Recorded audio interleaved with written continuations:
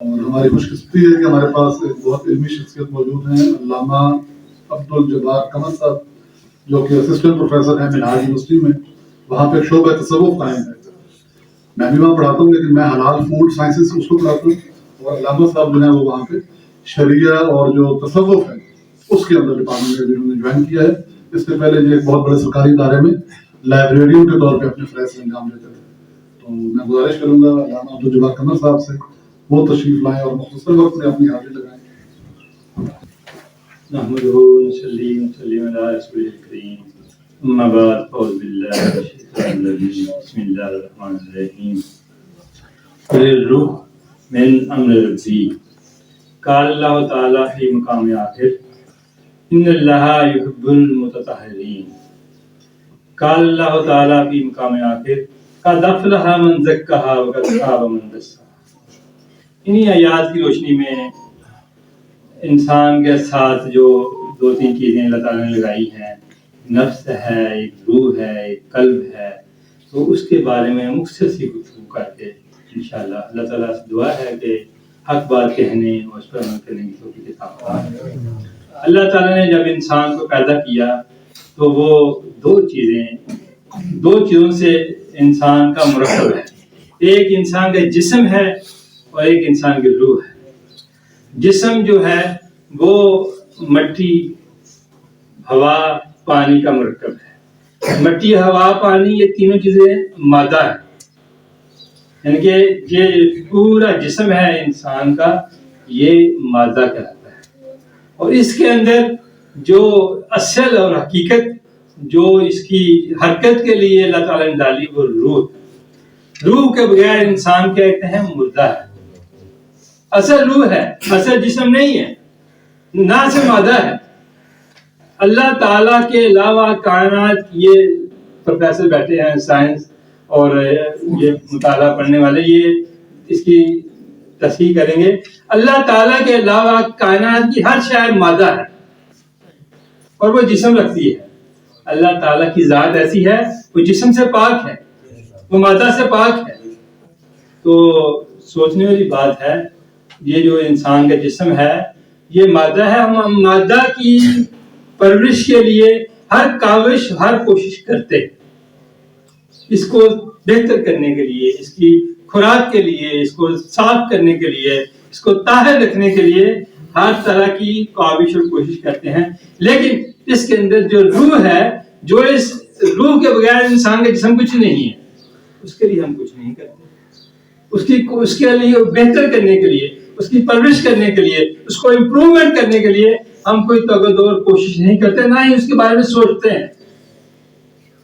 تو انسان، اللہ تعالیٰ نے جو انسان کو حکم دیا ہے وہ یہ ہے کہ اب جو انسان یہ مادہ کے علاوہ، جسم کے علاوہ روح کی تزکیہ کرنے کے لیے، روح کو بہتر بنانے کے لیے کوشش تگدور کرتا ہے، وہ سمجھ لیں اللہ کی جو صفات ہیں اس کے اندر داخل ہو جاتی ہے.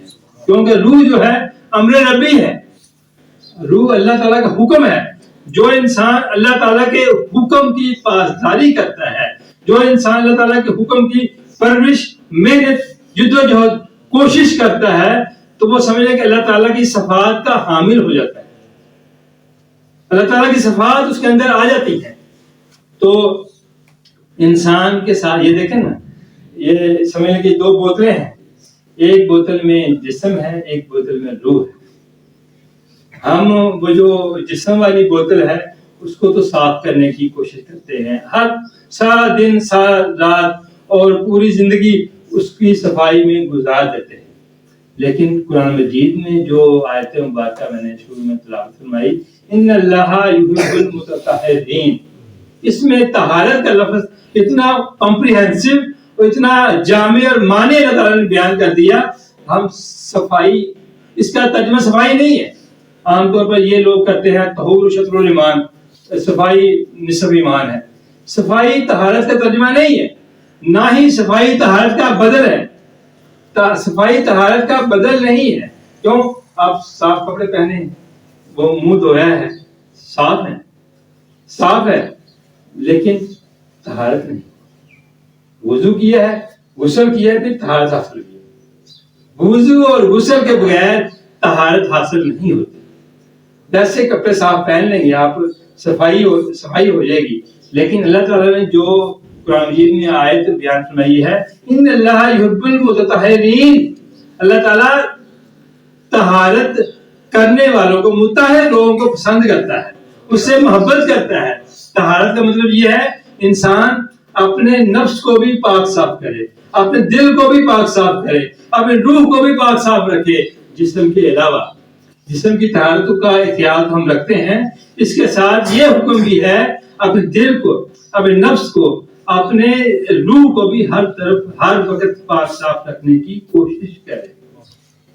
اللہ تعالیٰ سے دعا ہے ہمیں جسم کے ساتھ اپنے روح کو بھی پاک صاف رکھنے کی کوشش کرے, جسم کے ساتھ اپنے نفس کو بھی پاک صاف رکھنے کی کوشش کرے, جسم کے ساتھ اپنے دل کو بھی پاک صاف. اب یہ کہتے ہیں کہ انسان مجبور محض ہے, انسان اختیار ہے, یہ علم الکلام الفلسفہ کی بحثیں ہیں, میں اس میں جائے بغیر اتنی مختصر بات کرتا ہوں.